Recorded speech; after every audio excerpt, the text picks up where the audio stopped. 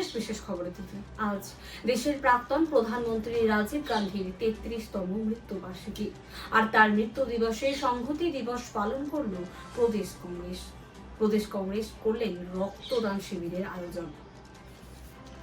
সামনেই রাজ্যের পঞ্চায়েত নির্বাচন, সিএএ নিয়ে কমিউনিটি গঠন। দিল্লিতে নতুন সরকার প্রতিষ্ঠার পরই সিএএ নিয়ে রাজ্যে কাজ শুরু হওয়ার সম্ভাবনা। রাজ্যের অন্যতম পর্যটন কেন্দ্র নীরমহল পরিদর্শনে মন্ত্রী সুশান্ত চৌধুরী। মেলাঘরে রুদ্রসাগরে কচুরিপানার কারণে পর্যটকরা নীরমহলে যেতে পারছেন না, আর সেই রুদ্রসাগরের কচুরিপানা সরানোর উদ্যোগ নিলেন পর্যটন দপ্তরের মন্ত্রী সুশান্ত চৌধুরী। এখন এই পর্যন্তই, ফিরে আসছি পরবর্তী খবর নিয়ে।